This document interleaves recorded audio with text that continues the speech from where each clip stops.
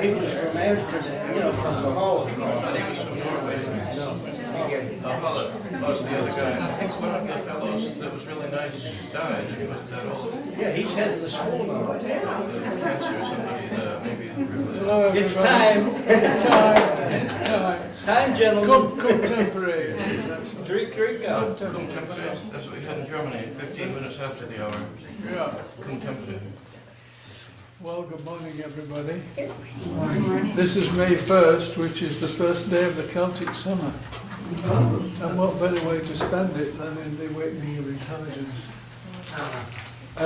I'd like to solicit your participation.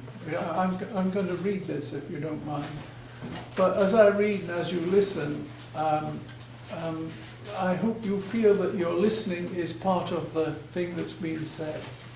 They're not two separate things going on, a person giving a talk and somebody listening, but actually we're in one flow, because I rather feel intelligence is like that. So we're in one movement, and whoever's speaking and you're listening, it's in one movement. So the questions that come after, because there will be time for questions, are also part of the consideration, part of the examination, part of the investigation. So I hope we'll be able to look at it in that way, and then also that may, I hope, morph into a dialogue at the end, if there's time for that. So I call my talk Inroads into Intelligence, what it is and why it matters. We like to think that we are intelligent human beings.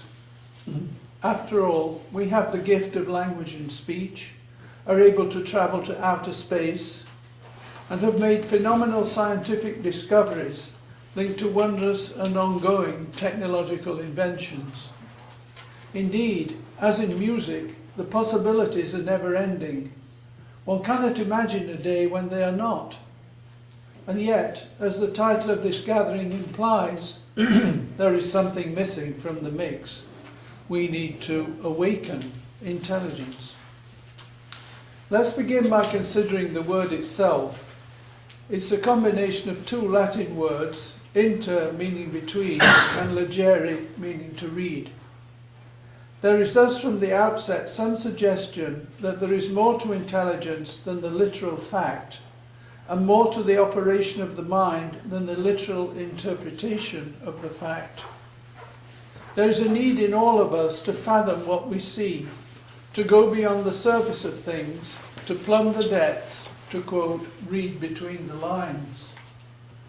We are nevertheless, as a culture, inured to this subtler understanding of things.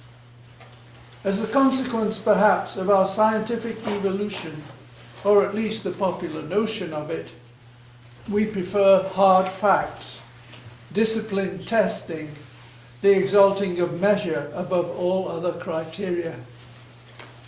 Nowhere is this more obvious than in the field of education, where grade averages and percentage point scores decide the future of most students. Man is the measure of all things, said the Greeks, and on the strength of this, man is measured.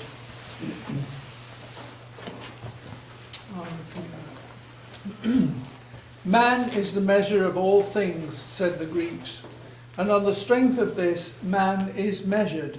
The measurement becomes the man, his position, his status, his rank in society. It is fairly obvious, however, that measurement is a function of thought. Thought sets the test, thought passes or fails. Where, one may ask, is the human being in all this? Or, in the interests of objectivity, have we laid the human being aside, forcing him into a mould for society's convenience? This surely cannot be intelligent. A divided psyche is an unintelligent psyche, since it is constantly at war both in and with itself. We hope, and have hoped, that by the development of reason we might explain the world within as we have explained the world without. There is now, after all, a staggering amount of knowledge, geological, biological, spatial, material, from the few-second life of the tiniest particle to the ages and eons of the Earth's turning. And this development of knowledge inevitably has changed the way we see the world. It is now very difficult, for instance, to believe that creation began in 4,400 BC, as the book of Genesis tells us. Compare that with the Big Bang, which according to scientists occurred 4.6 billion years ago, and you get some idea of how far we have travelled. Linear development, I hear you say. Well, yes, but linear counts. It extends our notions of time and space. Potentially, it lets in more light. 4. What we are witnessing and living through is the transition from a myth-based consciousness, where in terms of the myth there is an explanation for everything, to a spatial consciousness where little is known and the factor of knowledge itself is secondary. This doesn't mean that knowledge is redundant. On the contrary, it is vitally, acutely important, but it is not the organ of cognition. It is not the means by which we know ourselves. What happened to Adam makes a good story. It explains why things fail, and it calls forth redemption. But neither redemption nor enlightenment is adequate to meet the dilemma we are in. Both are pinned to a certain background. In pursuing them, we emphasize the background, and it is that very background we need to question. Knowing where to begin is half the battle, for as Christian G puts it, the first step is the last. We cannot rely on tradition to save us, for manifestly it has failed. It has given us a story and a moral code to live by, but it has never really tackled the matter of ourselves. It has codified, enshrined, accepted and rejected, but the wound of our existence continues to bleed. There is a correspondence, surely, between thought and matter. Indeed, Kay and Bohm famously said, thought is a material process. There is nothing spiritual about it. Reductionist as this may seem, it lays the groundwork for further exploration.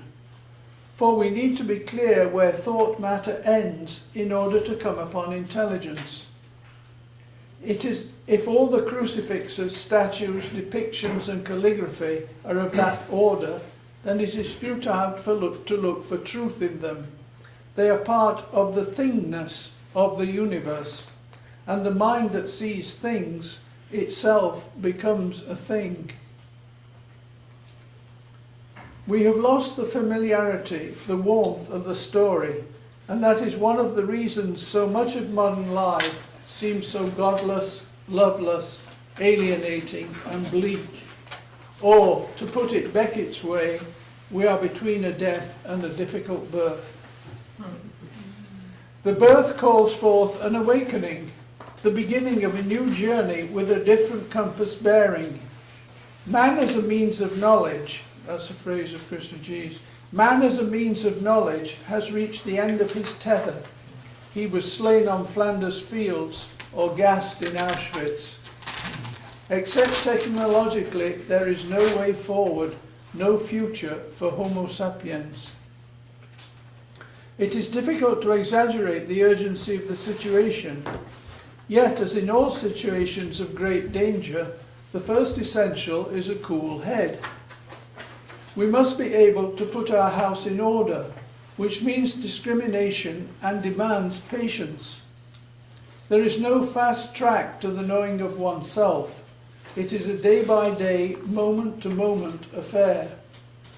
This brings up the topic of learning, and we will need to go into it at some length. We have equated learning with the acquisition of knowledge. When we call someone learned, that is what we mean. The medium for this acquisition is time. Time to learn to swim, to ride a bike, to read. And in matters of the psyche, it is the same. I need time to deal with and master my anger, my jealousy, my greed, my lust, my hurt. We have lived this way for centuries.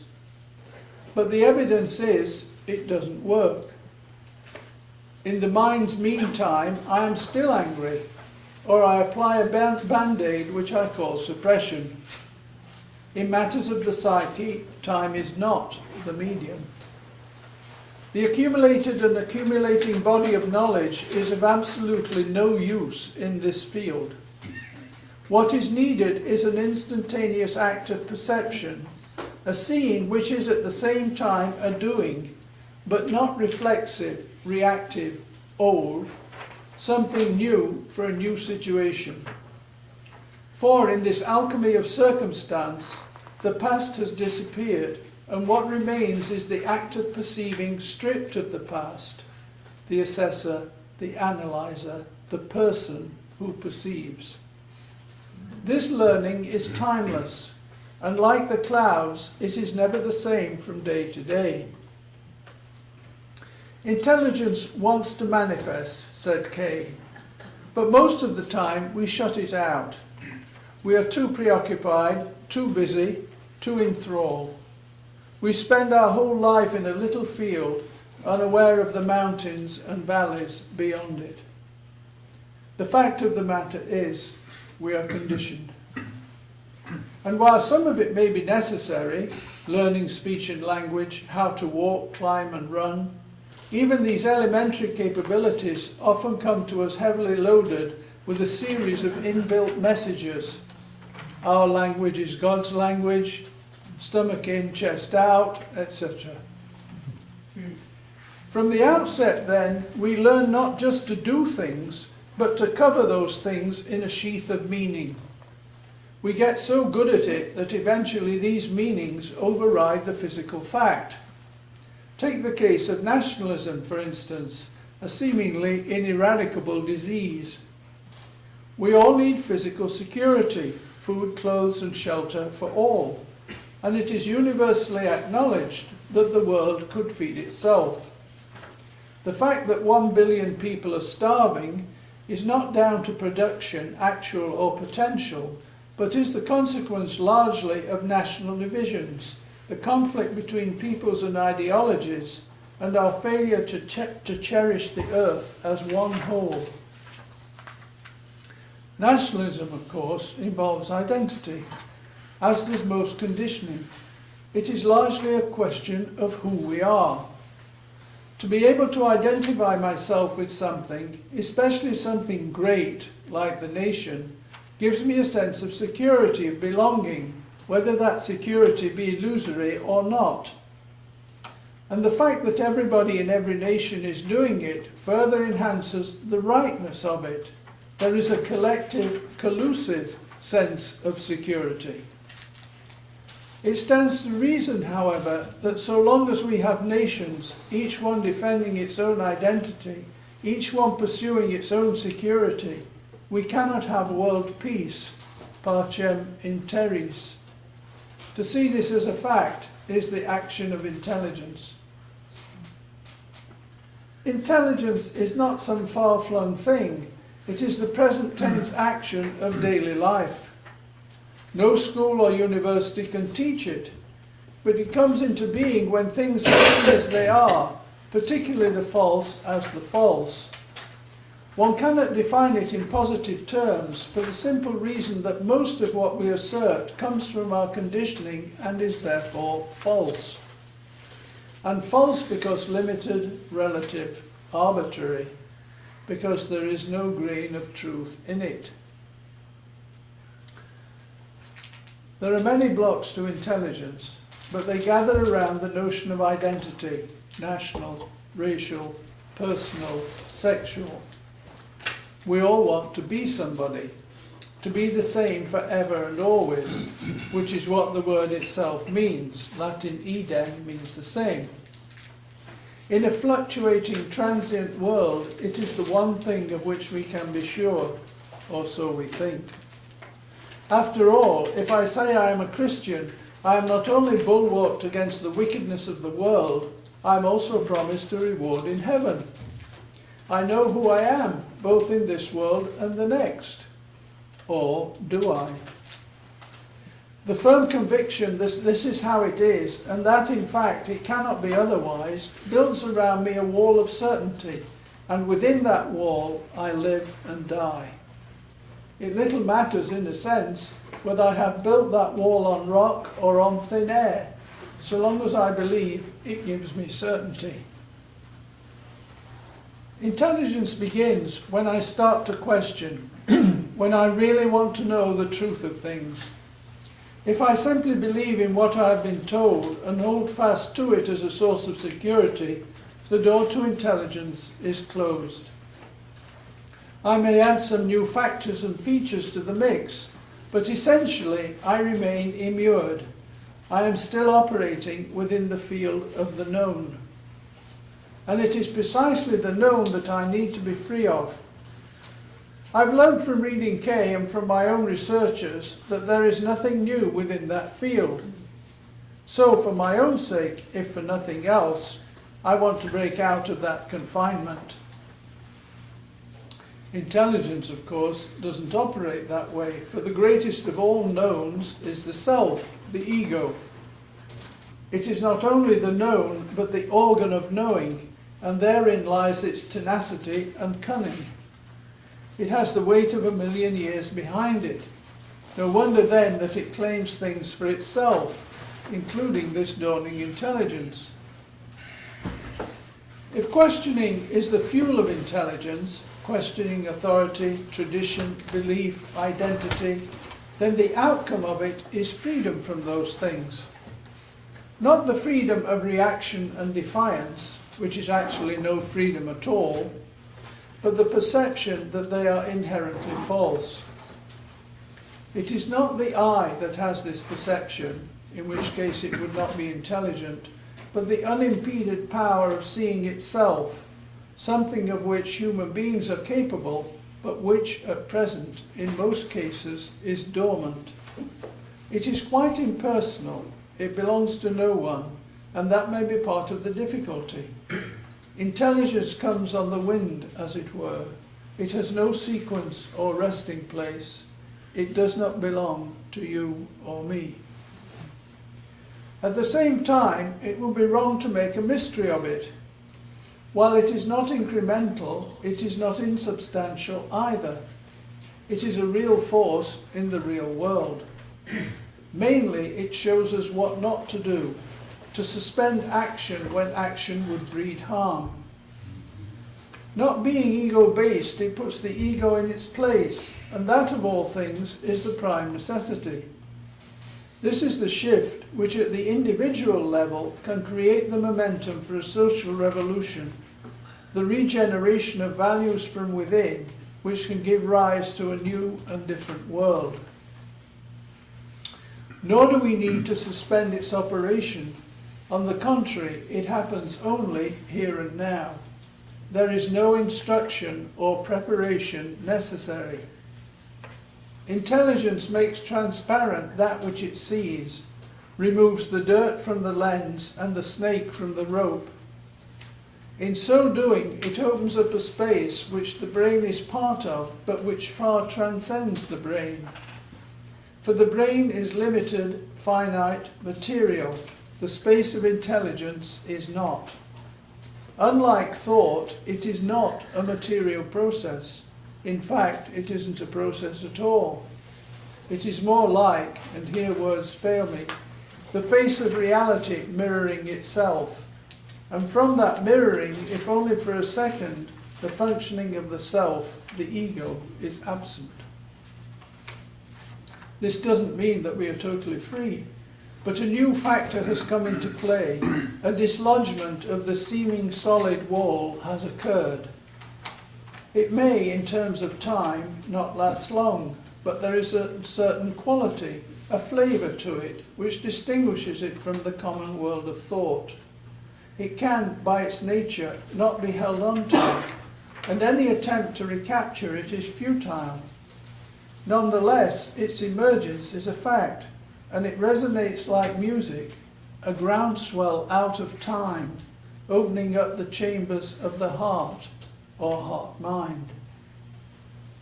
Like love and compassion, intelligence cannot be predicated. There is no step dance from A to B. It dawns rather when something is seen directly, without the intervention of the thought process. Time does not function at such moments, and this is what gives them their liberating feeling. For freedom, in essence, means freedom from time, which involves the thought process and the structure called the ego. This breaking the time cloud which darkens our days lets in the sun, the light of intelligence, and like the sun, it burns in and for itself, at the same time illuminating everything around it. The sun is also a metaphor for love, warm, intimate, universal. It shines equally on all and belongs to none. This is not the love we commonly know, which is particularized, personal, within the wall, quote. So long as we remain there, our love will be limited to the back and forth of sensations, thoughts, feelings, and memories. We do not escape so easily. What has been built over time and which lives by time will not give up without a fight. Oddly, however, what is required is not to struggle with oneself, as so many down the ages have done, but to step outside the circle of the confinement of the me and see the whole structure as it is, see it whole.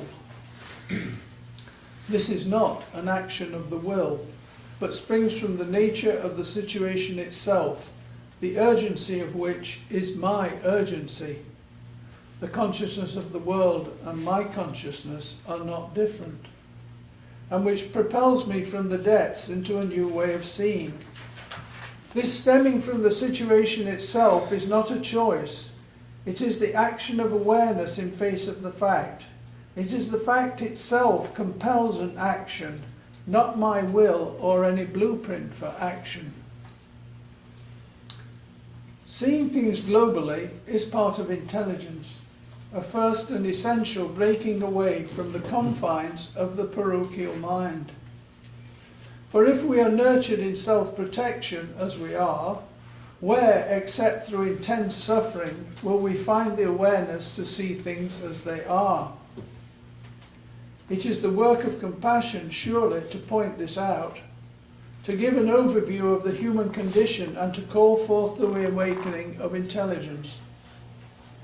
And what comes from compassion is imbued with compassion, as intelligence must be and actually is. It is a far, far cry from intelligence testing, measurement and comparison, the trappings of assessment. Intelligence is non-comparative, and as such, it frees us to be who we are. It liberates us from who we think we are.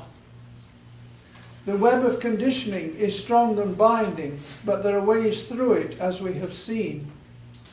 Just as there are gaps between thoughts, there are moments of silence, uncluttered space. These are precious, we can dwell on them, and then perhaps of themselves they will expand. Intelligence is not a lone pursuit, individual enlightenment or the salvation of the soul. On the contrary, since it belongs to no one, the beginning of its awakening stirs others as well. They become subtly aware of it, as in a good dialogue, where minds are aligned at the same time, at the same level, with the same intensity. At such moments, there is a qualitative shift in both the process and the content of the dialogue. A new factor has entered the room, something that did not exist before. It flows between people as they become more and more aware. It builds and strengthens. It builds and strengthens from a new base. This is not the base of the divisive ego with its isolated will and self-centered demands. For the time being at least, the mind flows freely, operating now in and through intelligence, informed at depth by love and compassion. Dialogue, of course, is simply one arena where the manifestation of intelligence can occur. It is what one might call a heightened field. In no way is it a panacea or a method. Daily life is the real criterion, the day-by-day living in relationship. Here we can see where intelligence is awake, and more often, where it is not. Where it is not, we acknowledge the fact, which in itself is a kind of intelligence. Of all things with intelligence, it is important to move on. Being rigid and stuck is part of the old, the touchstone of our conditioning. This is not an exhaustive study of intelligence, for the very word exhaustive implies a limitation. On the contrary, intelligence is inexhaustible. It is pliable, infinite, subtly integrating, and it brings us back to the ground of ourselves. Like the universe itself, it has no beginning and no ending, and like music, it is there for the listening and the taking.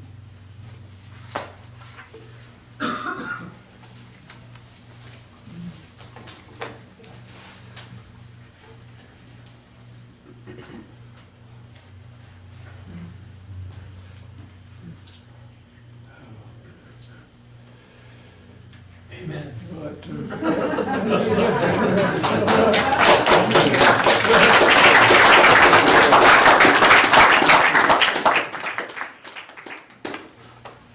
Another question? Yes, sir. Could you say something about a relationship between intelligence and awareness? Right. Would I say something about it? Yes. Okay. Well, I think intelligence is like, in a way, it's like the active arm of something.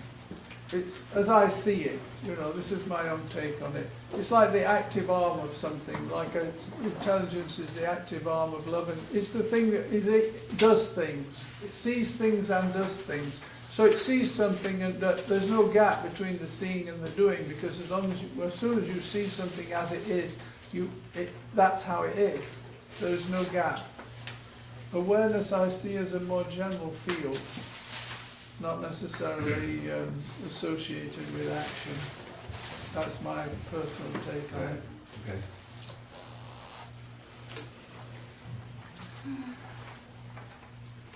Okay. So, at one point you were talking about one of the keys to intelligence being questioning dogma. Yeah. Which to me implies sort of an active role, and I must admit that's my bias, I relate to that. Right. On the other hand, you talk about what to me seems very passive, just perception, just seeing. And so I'm going to push that to the limit. And push to the limit, a camera has great intelligence. A camera? Well, it just brings in the outside image and focuses on, or a low-level organism. You can't mean that, so you must mean something in between. And I was unable to figure out kind of where on that spectrum intelligence lies. Perception, intelligence in perception, you mean? Mm-hmm. Intelligence, yes, right. Yeah. I don't really see them as different. Or you could say perhaps that perception is the action of intelligence because it sees things as they are. See, normally I think the difficulty for most of us is we don't see things as they are because of our conditioning. It's like, you're seeing things through a glass darkly. You're not seeing them as they are. And that's the whole religious dilemma in a way. It's the whole perceptual dilemma that we don't see things as they are. We see them through a veil or through a filter. So perception is that quality which allows one to see something as it is. And then I don't think there is a gap between the seeing and the doing. Well, you referred to the Greeks early on. You were actually referring to Protagoras. Right. When you gave the quote, "Man is the measure of all things." Right, man is the measure of all yet, things. Plato, as I recall, severely criticized Protagoras for being a relativist. sort Right. of what led to the sophists. And I'm wondering if Protagoras had it wrong. I mean, where does the truth lie? Does it lie with Platonic forms? Is that what it is? Well, I didn't get into Platonic forms, nor do I don't really feel it's relevant.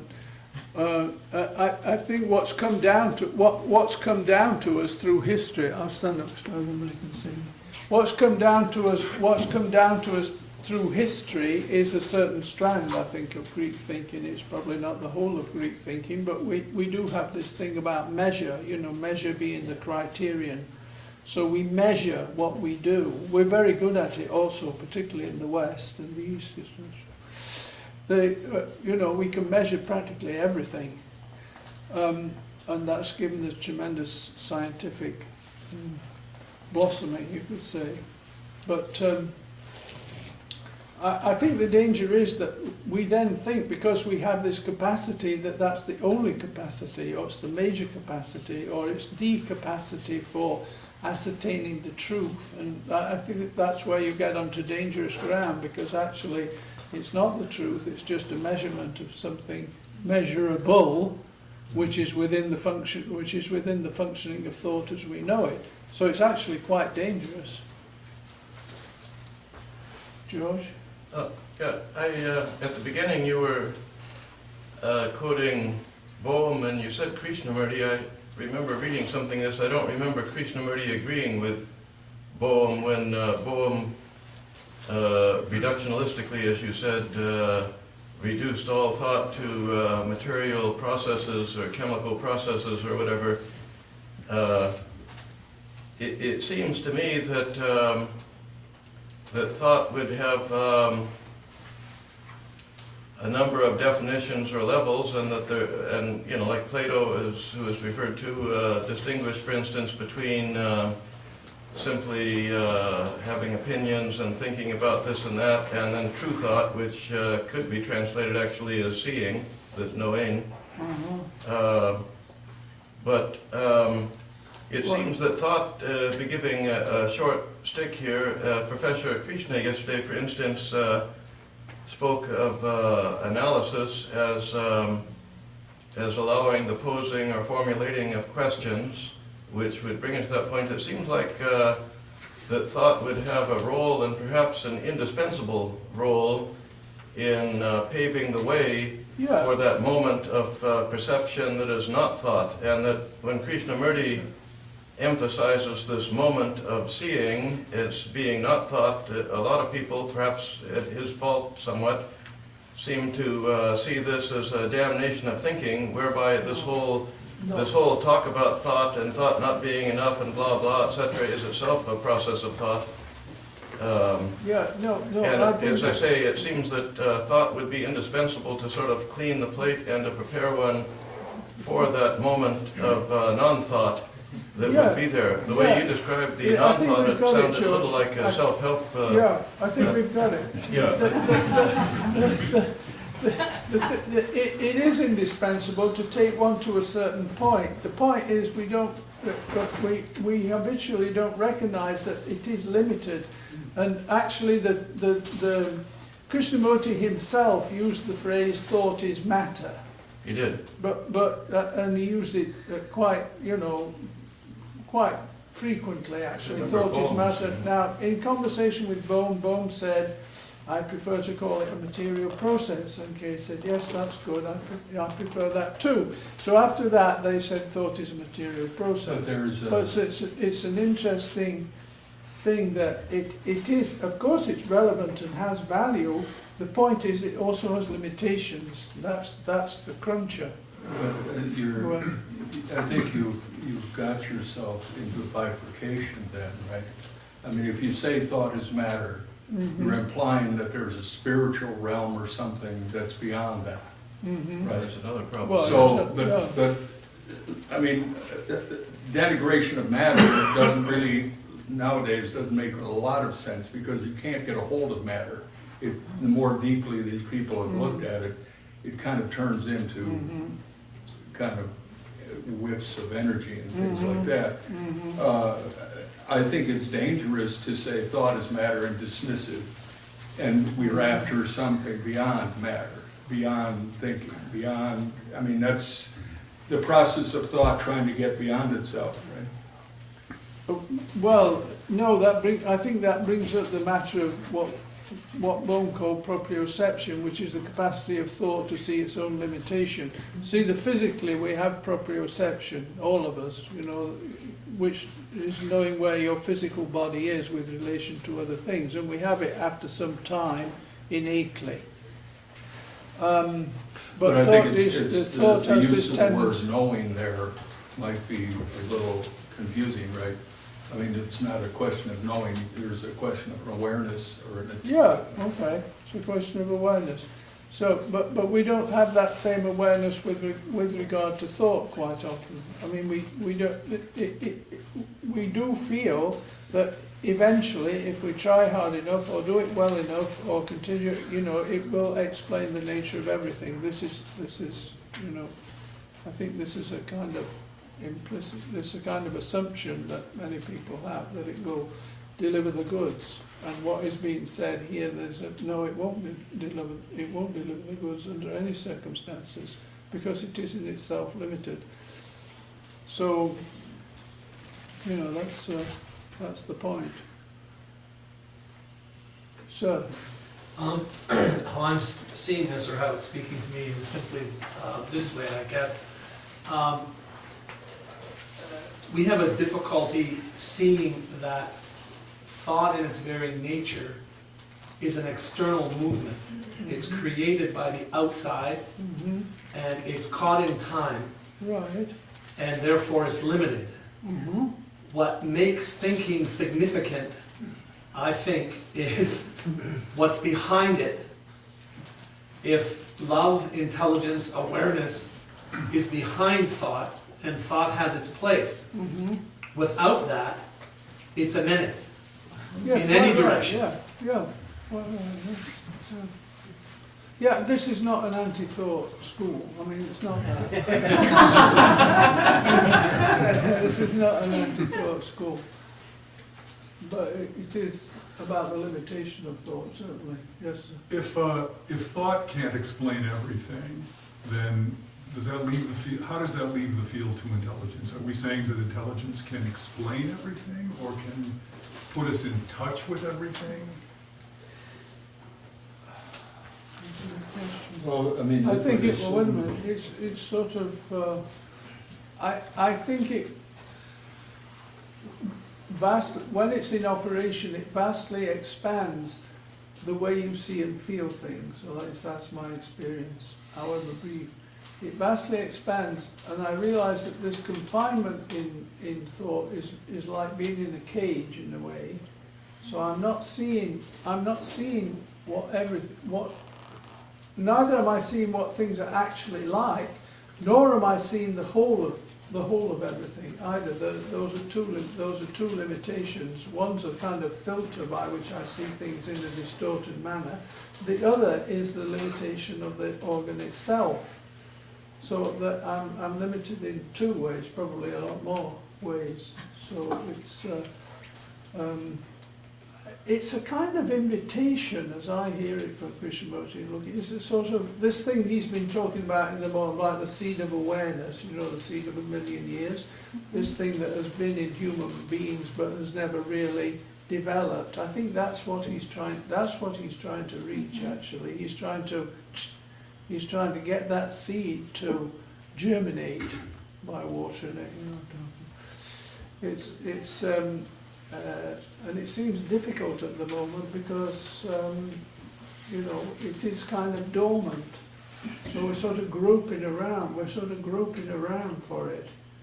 But there's some sense that it's, you know, there's something can happen there. Could I just follow up quickly on that, which was, if you're saying that thought is, I think we all agree that human thought is intrinsically limited. There's the filter, and then there's the limitation of the instrument. Right. Is there a limitation of the instrument of human intelligence? Or can we, through intelligence, have some experience of everything, i.e. divine intelligence?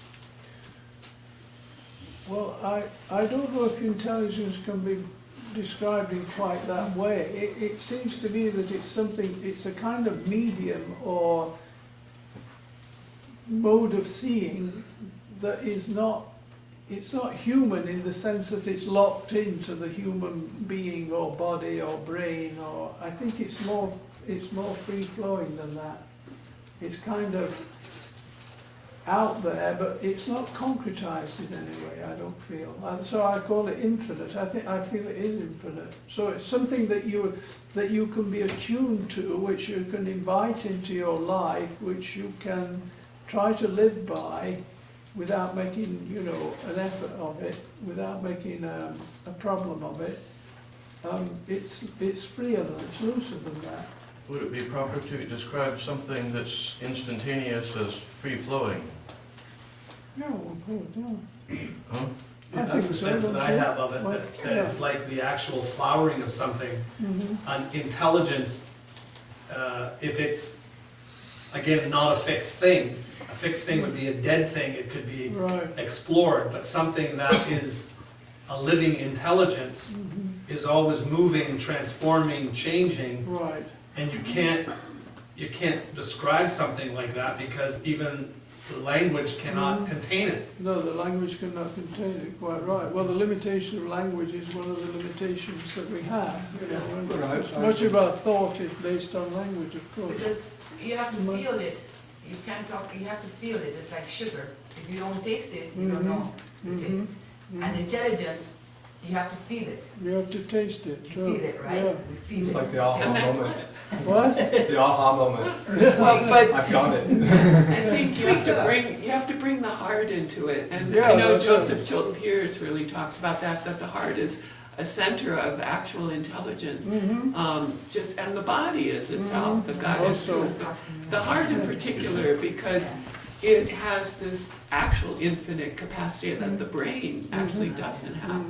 The thinking process doesn't, but the capacity to feel and to feel with and to include, it's the organ of inclusion versus the brain is, you could almost say, exclusion, because it analyzes, breaks down. Yeah, if it's operating independently, Right, it's like and that. they have to If be it's in working harmony, together. then it's a different thing. Right.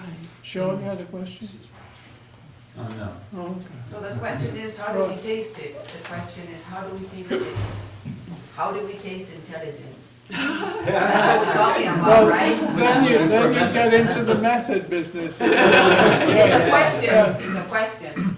You don't have to answer it. But I would like to address that question, because I think I mean, we're kind of talking about, I mean, the question that comes to me as we're talking is, what is the function of thought here? You know, that it has some function. I mean, Professor Christopher was saying, you know, that thought can create the questions. It doesn't have the answers, but it creates the question.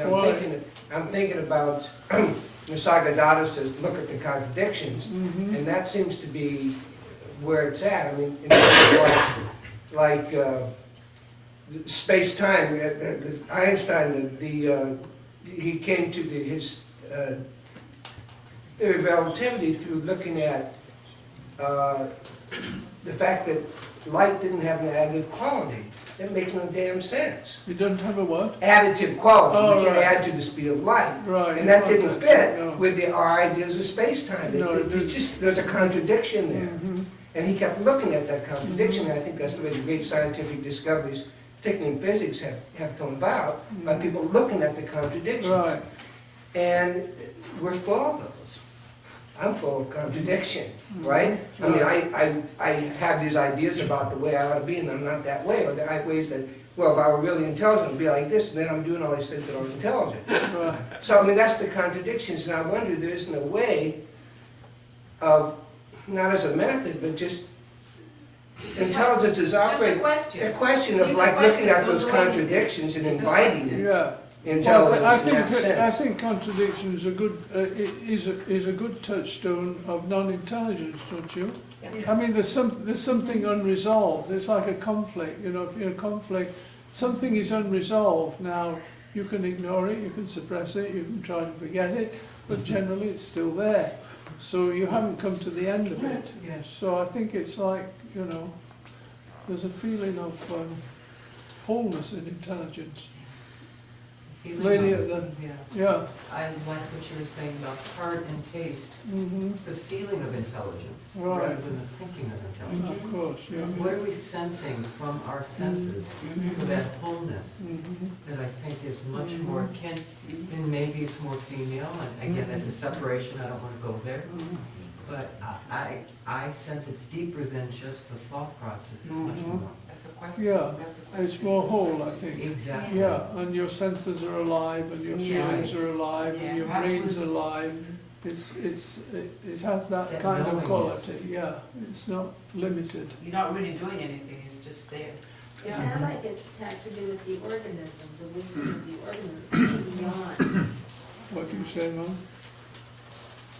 Anita, can you repeat that? Well, it sounds like it has more to do with the total organism, rather than a so-called localized intellectual process. Yeah. Anybody else? What's that, George, If you you go could first. comment on something that I think you or somebody touched on. Kay has sometimes spoken of this happening when there's no center or I. How would you relate it to all of that? The center not being formed when there's this Yeah, well, seeing. when it's at least in abeyance, it's not operating so strongly. Yeah, But- I think that leaves a kind of space for. But how would you describe that, or what? How would I describe Or it? comment on that, or put it in connection with intelligence? Well, my immediate sense of it is that it's spacious, it's uncluttered, it's not. See, thought is generally preoccupied. You see, everybody in these gizmos. It's preoccupied. It has to have something to chew on. It has to have something to stimulate it, or at least to chew on, to keep it nourished in a way. Whereas I think that the space in which intelligence occurs, as well as intelligence itself, doesn't need an object, actually. It doesn't need a partner.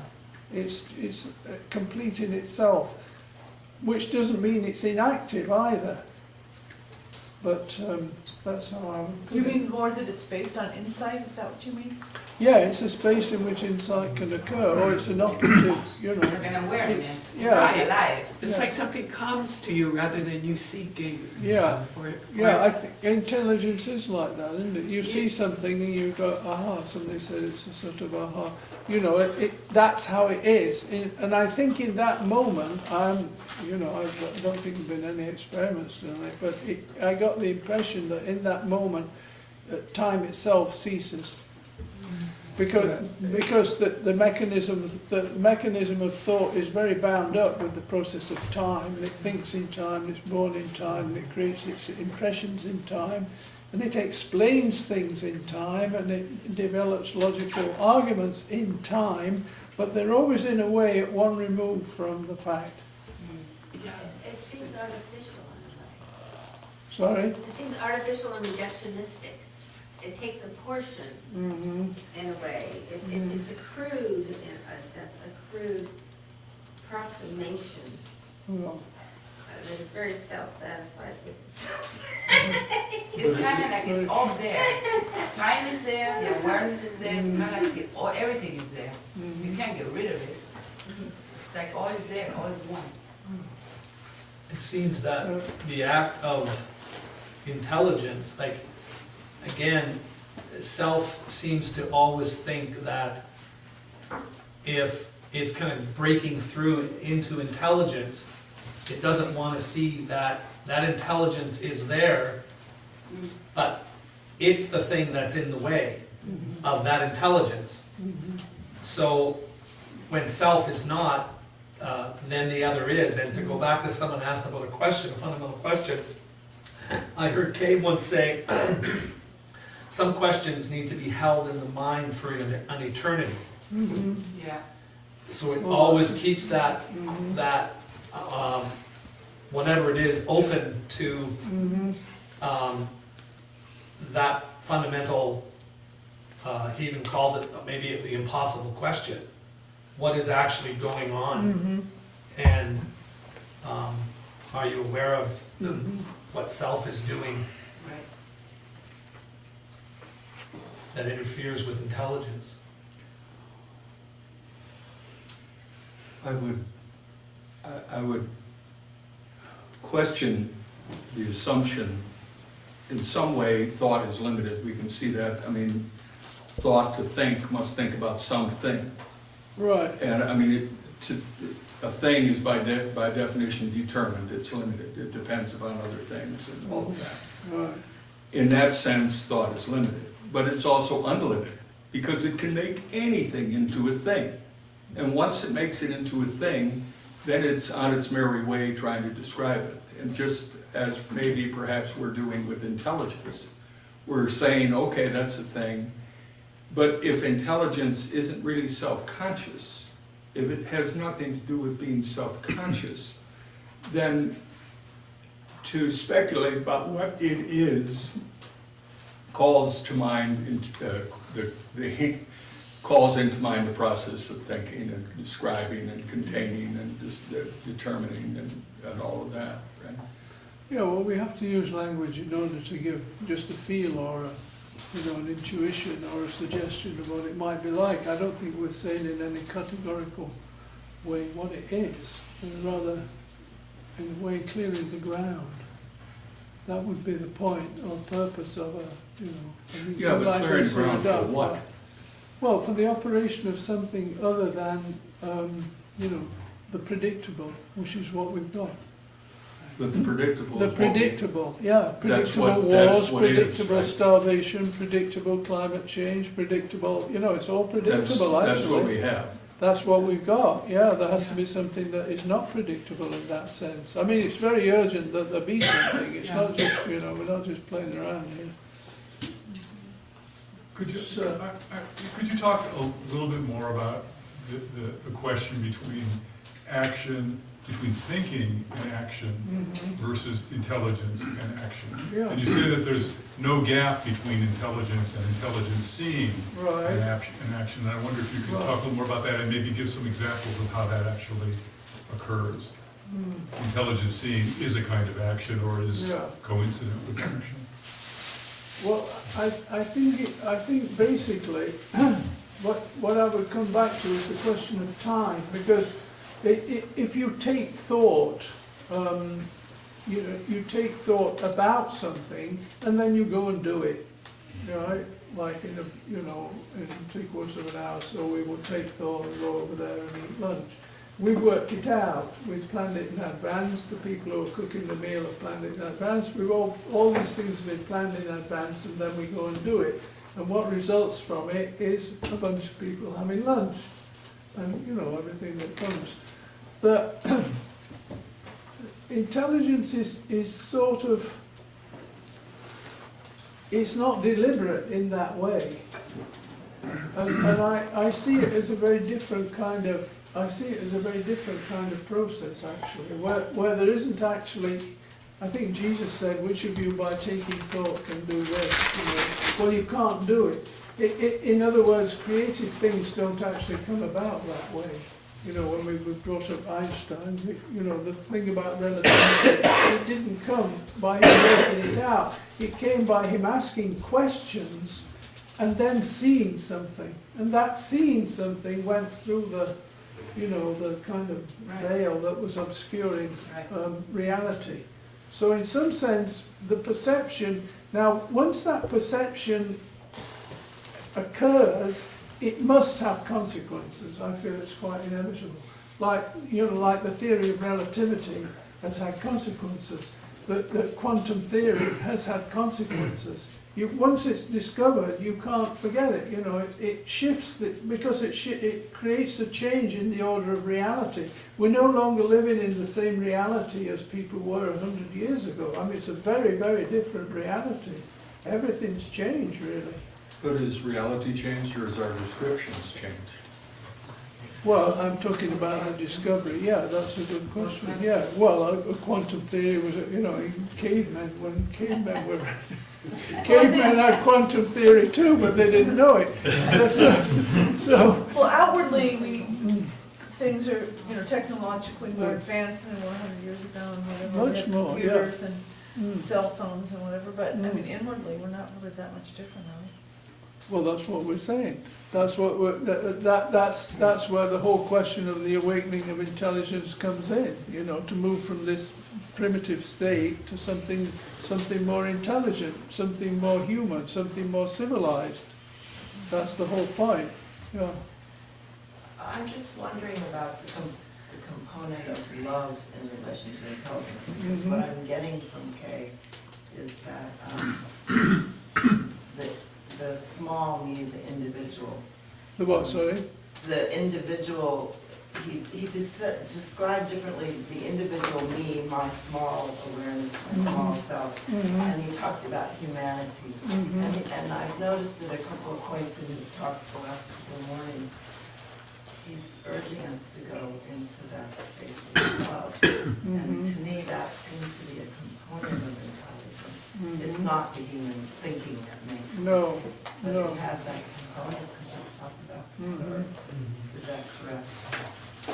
Well, I think you know, he uses the word love somewhat hesitantly, I think, at times, because it's been so misused, and also in our own, commonly in the human experience, it's very associated with attachment, desire, you know, so we call that love also. Or you say, I love my dog, or, you know, we use it very loosely. So I think when he's using it, he is giving it quite a different kind of meaning, because those are the things that, you know, it doesn't have attachment, it doesn't have jealousy, it doesn't have possessiveness, it doesn't have attachment, you know, it doesn't. And that's what he said this morning, yeah, it's beyond all that we think. Yeah, it's That would be beyond what we intelligent. think of it, that would be intelligent, yeah. Intelligent. Yeah, whether it's free of sorrow, I'm not sure, actually. That love is the love for to know yourself, that's that love. To know why you have all these contradictions, to love yourself and try to understand what's going on with yourself. Right. And if you can see that, then it might go outwards. But that love is to know yourself, to not be aggressive with yourself. to Yeah, not do that. that's important, yeah. Not hate yourself, which a lot of people do when they All the get into contradictions we themselves. have all Yeah, day and the way yeah. we feel bad about it. So this is good. We talked a lot about how you have to get the I out of the way in order to awaken this intelligence. And, you know, you try to resolve that with the truth is a pathless land and Krishnamurti's constant inveighing of this method. But he did say that meditation was useful. He said that a number of times. Right. And it seems that if we want to get the I out of the way, there's a start. That's the love. Yeah, that's one thing one can That's the do. love. Yeah, silence, quietness, they're all conducive, certainly. I think the space in the mind is a very important thing, actually. I think that's what we try to create in our schools, for instance.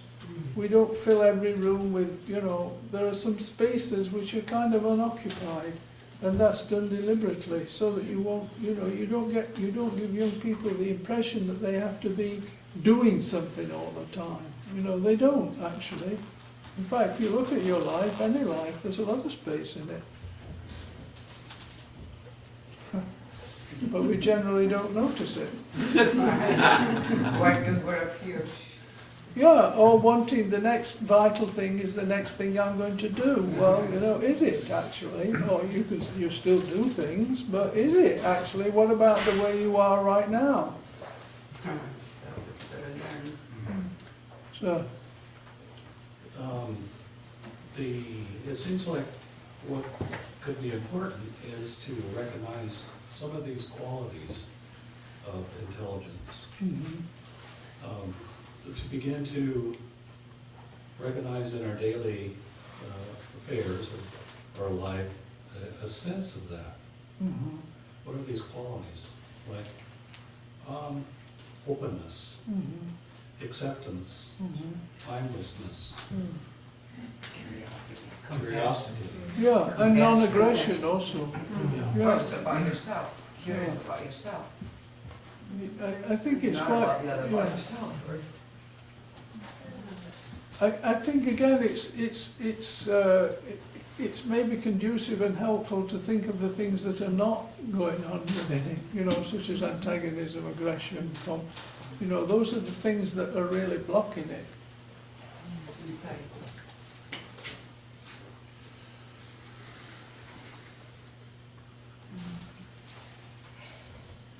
Well, just one thing, someone had said about new physics and, you know, that changed the world from what it was 100 years ago. Well, actually, there's a quote by Einstein, I believe, to the effect that, yeah, new physics change everything except people's beliefs. Right. Yeah. And he was quite a humorist. Right. And, yeah. And that's actually what shapes the world is our beliefs, right? Yeah. So even though there's computers and cell phones, we have all the technology, and even before that, radio and TV, we're not aware of how that operates. No. And so we're still thinking in terms of Newtonian physical boundaries and forms. Yes. And to the degree that we start to open up our experiential existence to recognizing space isn't empty, like you're saying about space, and start to feel a palpable reality at an energetic level, right, then we will be filled in a way that we don't have to fill our heads with thought or action. Right, yeah. I think beliefs played a huge part. Not just ideological belief or religious belief, but the self. It's a kind of belief structure. Right, and experiential. So I think it's real, so you have to defend it. Yeah. Oh, hi. I wanted to catch you. Well, can I catch you? Sure. Why not? You're going around tasting them all.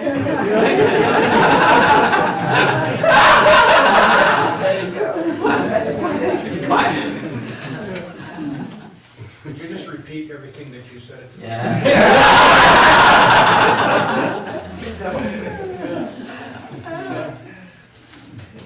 So as I understand the Zen koan approach, which I just read about, but as I know we've got a couple learned Buddhists in the room. As I understand it, though, the idea behind the Zen koan is that the teacher will throw these questions at you until you reach the point where your intellect surrenders and gives up because there's no answer. You end in paradox or something else. And it seems to me that that would be a pretty effective tool, I would think, to get beyond thought. I don't know whether Kay has ever given the nod to the koan approach or said it doesn't work. Are you aware of his addressing that question? Well, I think this gentleman, Brian, wrote it. You know, you can phrase a thought, but thought cannot answer it. I think it was Kierkegaard said the purpose of thought is to come upon a thought which thought cannot think.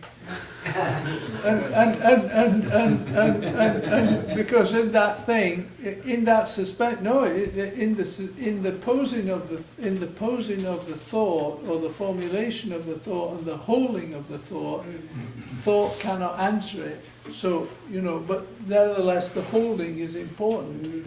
So at some point, maybe that structure breaks down. So is that your thinking, Steve, or no? I got that from. So Krishnamurti. I think it's I think it's very interesting. I've not personally formulated such a thought, but I think it's very interesting. Well, my question, let me just sharpen my question. My question is, are you aware of whether Krishnamurti gave his blessing to the Zen koan approach, or whether he commented on its deficiencies, or did he just never address that?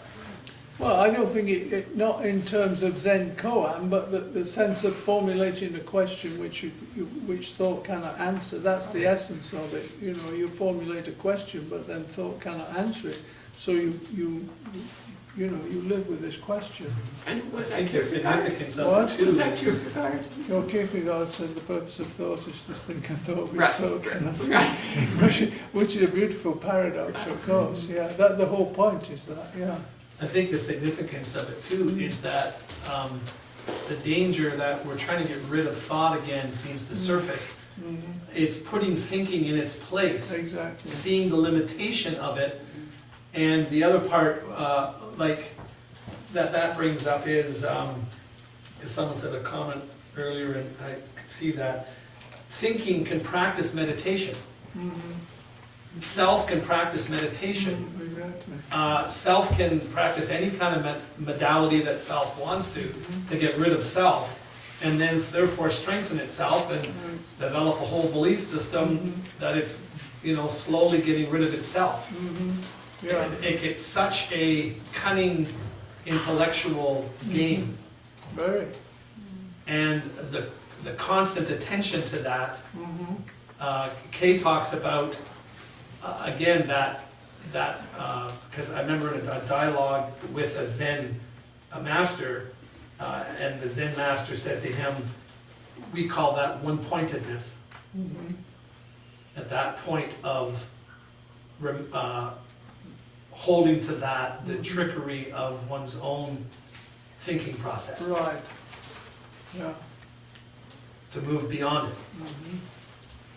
Well, I think in meditation, people do it for all sorts of reasons. I mean, they want to get lower their blood pressure, or everything from that to they want to get enlightened, whatever they mean by that.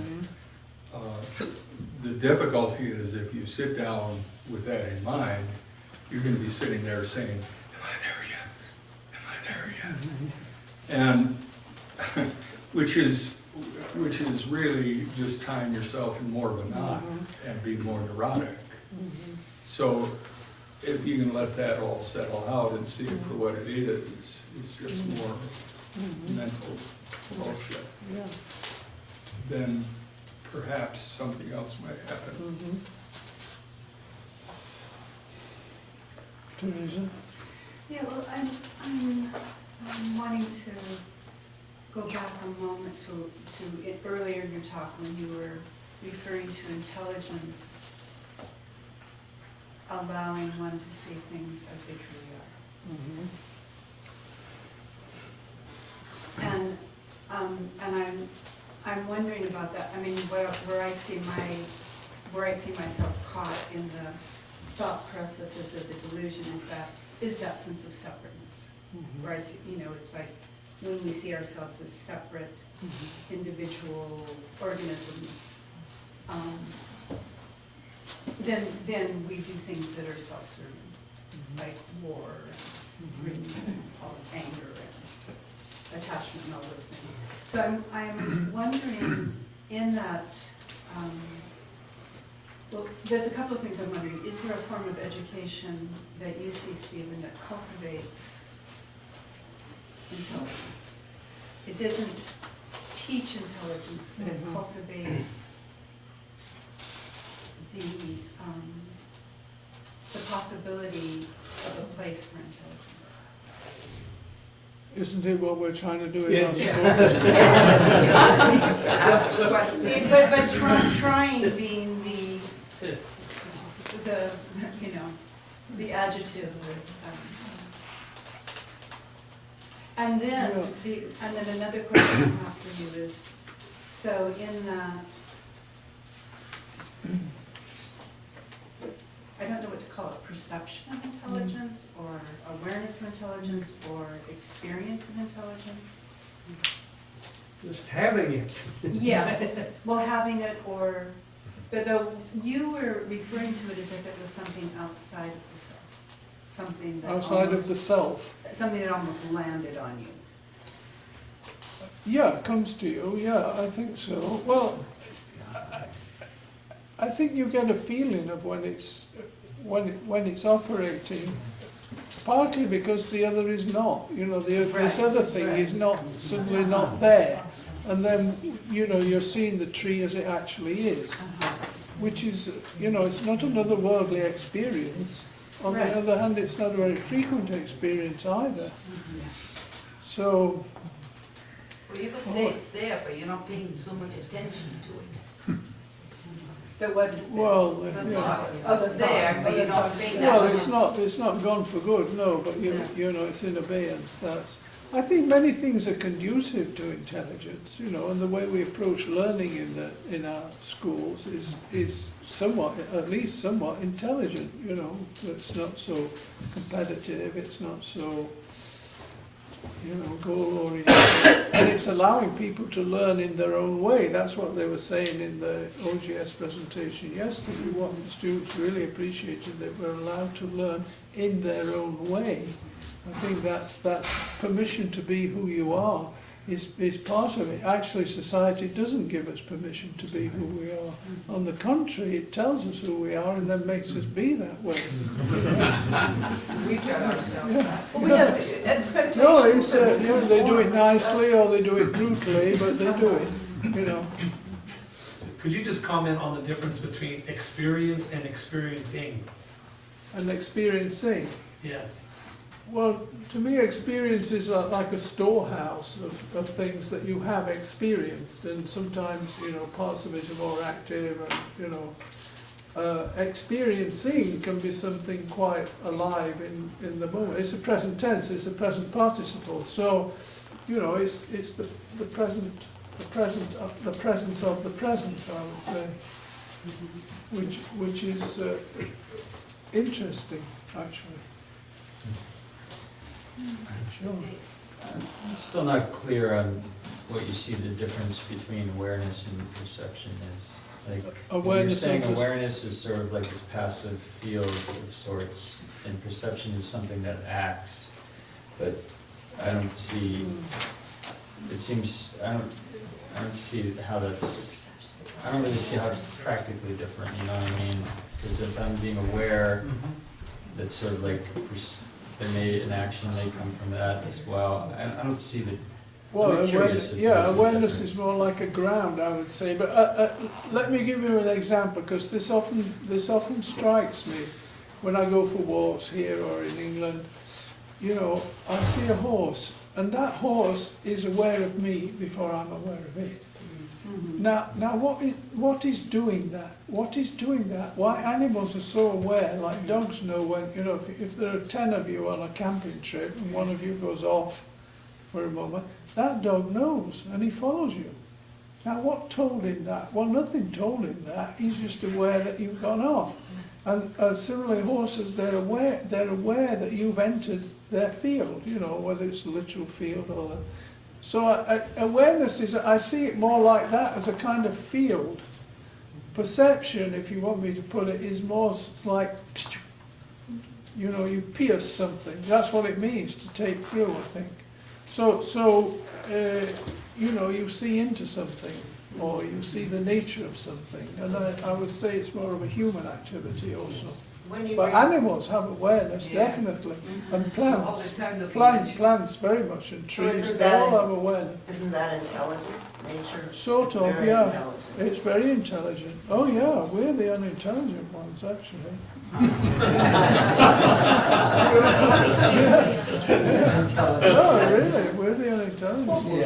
plants react to the, Uh, plants react to sunlight, warm and cold, you know, rain and Yeah. whatever, but it's more a very, less, I don't know what the word is.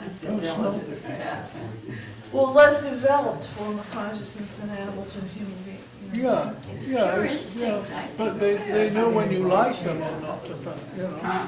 It's intelligence of a whole, Yeah. because all of nature is a whole, and it's all interconnected Interconnected, into that yeah. intelligence, and because we have this ability to separate and analyze, it's pulled us out, Exactly. and we're not learned to make a bigger whole with, including that intelligence, that Exactly. capacity. Yeah, that's the task, actually. Plenty to go at. Artificial intelligence is becoming a much more common thing in our society. You can Google on anything. What are your thoughts just about the differences between what we're discussing here and what Google's working on at IBM and all of that kind of thing? Well, I suppose there might be some analogy in the sense of connectivity, but I think it's just, it's just very clever putting together of things. Cataloging knowledge. Cataloging knowledge and pulling things together. They are brilliant in that way, but I would say it's still within this realm of, thought, basically. It's that kind of intelligence. It's not original. It has to be programmed in order to operate. Yeah. We attended something yesterday where the scientist said, I can't remember his name, but we actually have already created a intelligence that will feel, that thinks and feels. And it doesn't. Self-aware kind of It's intelligence. self-aware, and it can, solve the problems that you don't need to program it from that. I mean, I don't know how to do it, but it's here. We have it now. Yeah, I don't know what the future is. I just want to respond to that, because it's man, it's created by man. So it's inherently limited, and until we get past our own hooperies of ego, thinking we're bigger than the universe out of which we're created, we're going to damage and destroy. Well, yes, exactly. Yeah, Exactly. those things can always be used one way or the other. too. Steve, can I ask you? Yeah. I often, while reading somewhere, with Krishnaji's books, he sort of seems to bunch together intelligence, love, and death. He often talks of the three together. So how do you look at it? I mean, are they Sometimes it's love and death.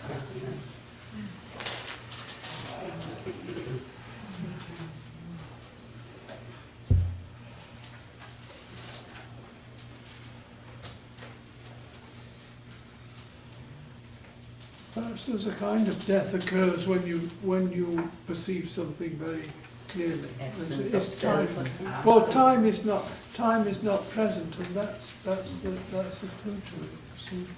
Then we'd have to start. What is it that dies? Well, the body dies, obviously. But I think in the time that when we say something is timeless, it actually means it does not have that quality of experience, of memory, of sense. It's actually free of all that. That is freedom, actually. So death, death as a process is all around us. Flowers come into bloom, then at a certain time, and then they die. Trees, drop their leaves in cold climates. We see it around us. It doesn't actually look at. It doesn't bother us at all. What bothers us is our own. This is going to, So again, it really comes back to the sense of, attachment, ego. Well, is it death that bothers us, or is it the idea of it? Well, yeah, we can't do much about death, actually. But I think it's talking about daily death. When we die to a thought, there's a creativity, because when a flower dies, it turns into something else. And that might be the byproduct of dying every time to our images, right? Yes, I think that's true. Yeah. So if one is aware or attentive, that is part of it, because the past will probably try to assert itself, or it will probably try to contort things or distort things or give them a shape. One's memory tends to do that. Or you're trying to recapture something you had 50 years ago. It can't happen. So that capacity, death is in a way a kind of capacity even. Or dying is a kind of, it's something that is in the natural process. And if it were in our natural process, we'd probably be much happier than we are. because we'd just be able to let things go. What do you mean natural process? Well, it's all around you. Flowers bloom, you know, leaves fall. It's all in the natural cycle. It's built into our breath because Yeah. we have to let go of the breath we take in. Right, of course, yeah. But just the thing about energy under form is all made up of energy. So, Right. and energy cannot be created or destroyed, Mhm. right? So in that sense, there's just changes in the forms continually. And because we're hooked onto the forms, we get scared of the change. Exactly, yeah. And if we tune in energetically, which is the higher level, causal level that we exist on, then we won't have to be afraid. Right. And that, our whole value, because one last thing I just would like to say is, we base our values on doing and not being, and so we don't base our value on life itself, on really, and so the value goes into the objects, objectification. Right, exactly. And as soon as if we Performance. really shift the value, then everything aligns with life, with the force of life. And we start to see where life is and where we're imposing, you know, objects or Exactly, and our own agenda above all.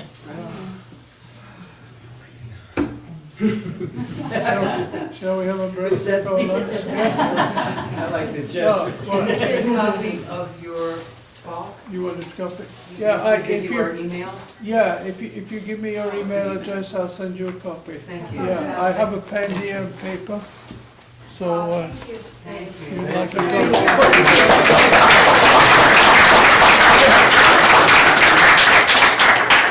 put your full name as well as your, okay, thank you. Okay. Pardon me? You'll be here all day? No, we're done. It's